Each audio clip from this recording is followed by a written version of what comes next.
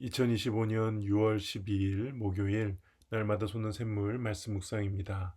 오늘은 여호와께서 능하지 못한 일이 있겠느냐 라는 말씀의 제목으로 창세기 18장 9절에서 15절 말씀 묵상해 보겠습니다.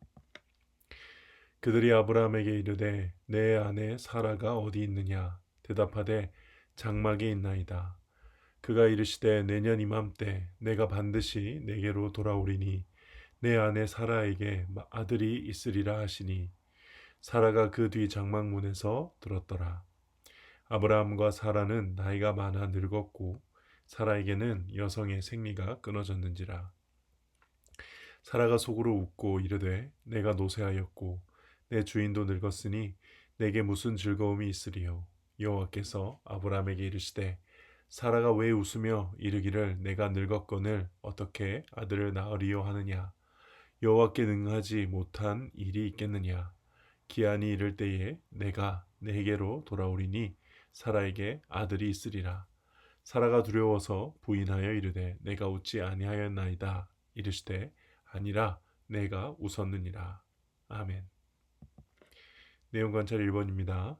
하나님께서 아들이 태어날 것이라고 말씀하시자 사라는 어떤 반응을 보입니까? 12절에 보니까 속으로 웃고 이르되 내가 노쇠하였고 내 주인도 늙었으니 내게 무슨 즐거움이 있으리요. 그러니까는 아들을 주시겠다는 하나님의 말씀을 믿지 못하고 속으로 웃었죠. 그러나 이 사라의 웃음은 거만한 비웃음은 아닙니다. 오히려 오랫동안 실망한 마음과 또 희망을 잃은 마음이 담겨 있는 그런 웃음이죠. 그리고 그 웃음을 밖으로 드러내지 않고 나름 속으로 절제하면서 웃었습니다. 무엇보다 이 사라의 웃음은 하나님의 약속을 기대했다가 포기한 슬픈 웃음이었죠. 그래서 하나님은 이 웃음을 지적하시긴 하셨지만 그렇다고 이 사라의 불신을 세게 꾸짖지는 않으셨던 것 아닐까 이렇게 생각해 봅니다. 내용 관찰 2번입니다. 하나님께서는 믿지 못하고 웃는 사라에게 무슨 말씀을 하십니까? 14절에 여호와께 능하지 못한 일이 있겠느냐. 기한이 이를 때에 내가 내게 돌아오리니 사라에게 아들이 있으리라.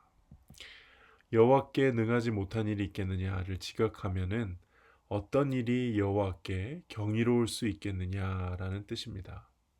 그러니까 아이를 낳을 수 없는 이 아브라함과 사라에게 그 사이에서 아기가 생기는 것은 인간에게 경이로운 기적이지만 그 어떤 일도 여호와께는 경이로울 수 없다. 즉 전능하신 하나님에게는 그조차도 일상의 평범함처럼 아무것도 아니라는 것이죠.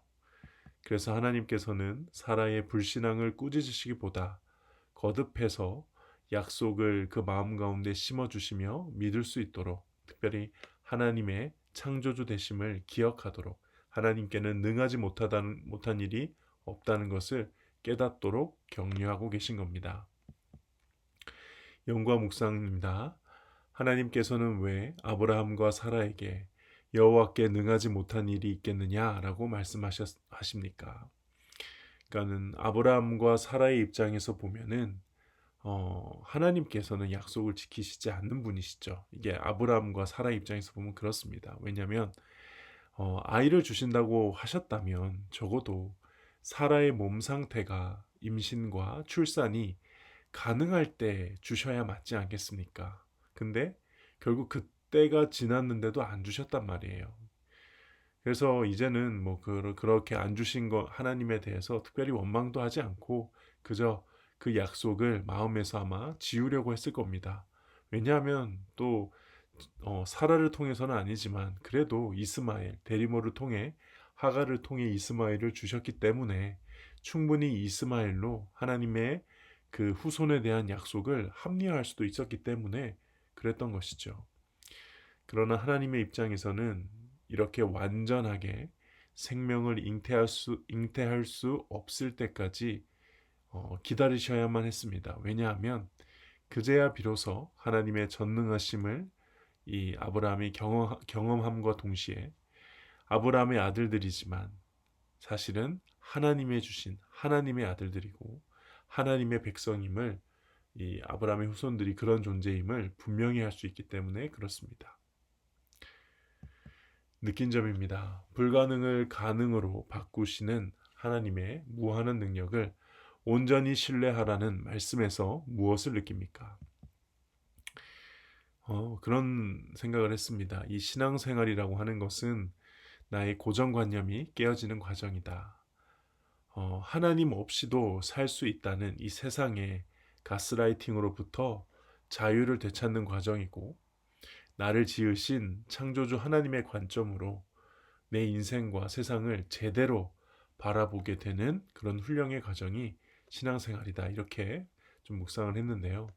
그러므로 아브라함에게는 그냥 아들만 생기면 되는 문제가 아니었던 거죠. 아브라함은 자꾸 그렇게 생각했겠지만 아브라함에게는 그냥 아들만 생기면 되는 문제가 아니었습니다. 이 모든 과정을 통해 먼저는 하나님이 살아계시다는 것과, 그리고 그 하나님과 내가 교제하고 동역하고 그분의 뜻을 이 땅에서 이루어가는 과정이 훨씬 중요하다는 것을 깨달아야 했던 것이죠. 신앙은, 보통 우리가 생각하는 신앙은 하나님을 이용해서 내가 원하는 것을 얻는 것이라고 생각하기 쉽지만, 사실 진정한 의미의 신앙은 내가 원하는 것을 하나님이 다루시며 하나님이 나를 바로잡고 고쳐 나아가는 과정이 신앙이라는 것이죠. 결단과 적용입니다. 최근 내 연약함과 한계에 갇혀 주님의 약속을 믿지 못했던 적은 언제입니까? 전능하신 하나님의 약속과 능력을 온전히 신뢰하기 위해서 무엇을 실천하겠습니까? 사실 계속 묵상해 본 내용에 따르면 아브라함과 사라의 입장이 저는 10분 이해가 됩니다. 아무렴 아들을 주신다고 하셨는데, 후손을 주신다고 하셨는데, 적어도 생물학적으로 가능할 때 주실 것이라고 아브라함과 사라가 그렇게 기대하는 것이 상식적이죠. 그리고 많은 경우에는 그렇게 하나님이 역사하십니다. 하나님이 이후에 여러 사람들에게 자녀를 주실 때는 매번 이렇게 아브라함과 사라에게 했던 것처럼 사라가 생리가 끊어질 때 막 그렇게 자녀를 주시거나 그러진 않았거든요. 예를 들면은 한나와 같은 경우에는 충분히 젊을 때 주셨죠. 그래서 중요한 것은 하나님의 뜻이라는 겁니다. 여기서 하나님의 뜻은 우리의 편의대로 사용할 수 있는 맞는 방패도 신앙의 공식도 아니고요. 이 아브라함처럼 오랜 시간 많은 시행착오 속에서도 하나님 편에서의 그 은혜와 자비를 우리가 깨닫고 따라갈 수 있게 되는 것, 그게 바로 하나님의 뜻이라는 것이죠. 이러한 하나님의 뜻이 내 삶에 이루어지고 그 가운데 정말로 하나님의 능력을 경험하고자 한다면 내가 가져야 할 것은 바로 이 소망을 품은 인내라는 것, 오래 참음이라는 것, 하나님이 약속하신 것을 반드시 이루실 거라는 것을 믿고 기다릴 줄 아는 것, 그게 저는 중요하다고 생각을 했습니다.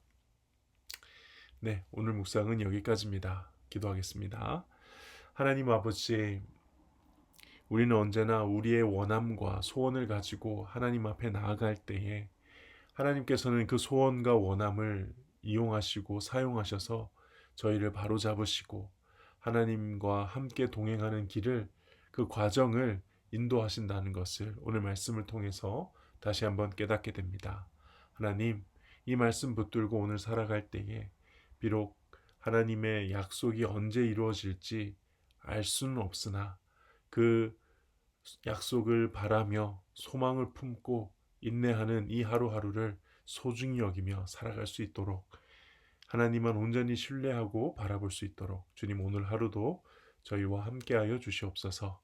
예수님의 이름으로 기도합니다. 아멘.